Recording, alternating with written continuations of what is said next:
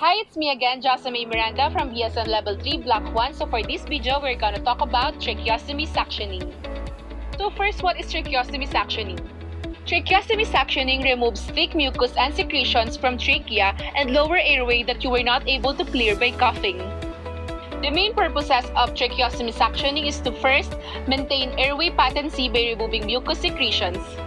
Second is to help the patient to breathe more freely and to get more oxygen to the body. Now for the assessment, first is to assess your client's level of consciousness, level of knowledge, and understanding. Second is to assess your client's vital signs and breath sounds or any signs of symptoms of respiratory distress. For third one, also assess the patient's respiratory status including respiratory depth, respiratory rate. And lastly, assess for pain or any potential cause of pain during the intervention. For the planning, we have to gather and prepare the following materials.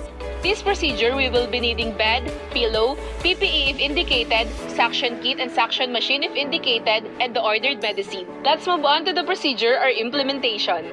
First is to check and verify the doctor's order. Second is to identify the patient using two patient identifier, which is the patient's full name and his or her birth date. Don't forget to perform hand washing and to put on PPE if indicated. Determine the need for suctioning and verify the suction order to the patient's chart.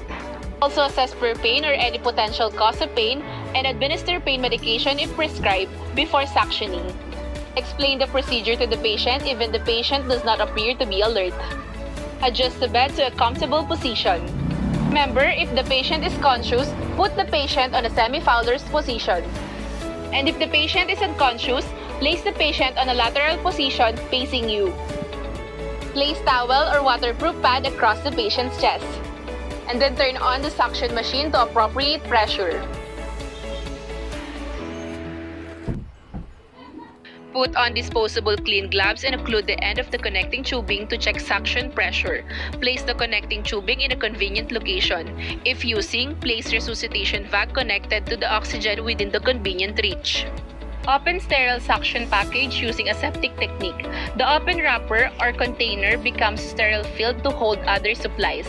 Carefully remove the sterile container touching only one side of the surface. Set it up on a work surface and pour sterile saline onto it. Put on your PPE, your face shield or goggles, face mask, and sterile gloves. The dominant hand will manipulate the catheter and must remain sterile. The non-dominant hand is considered clean rather than the sterile and will control the suction bulb or white port on the catheter.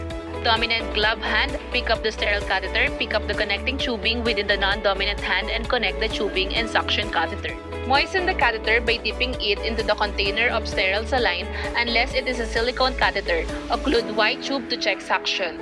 Using your non-dominant hand and a manual resuscitation bag, hyperventilate the patient delivering 3 to 6 breaths or use the sigh mechanism on a mechanical ventilator. Open the adapter on the mechanical ventilator tubing or remove oxygen delivery set up within your non-dominant hand. Using your dominant hand, gently and quickly insert catheter into the trachea. Advance the catheter to the predetermined length. Do not occlude Y port when inserting the catheter. Apply suction by intermittently occluding the Y port on the catheter within the thumb of your non-dominant hand and gently rotate the catheter as it is being withdrawn. Do not suction for more than 10 to 15 seconds at a time. Hyperventilate the patient using your non-dominant hand and a manual resuscitation bag. Delivering 3 to 6 breaths, replace the oxygen delivery device. If applicable, using your non-dominant hand and have the patient take several deep breaths. Flush catheter with saline. Assess the effectiveness of suctioning and repeat as needed.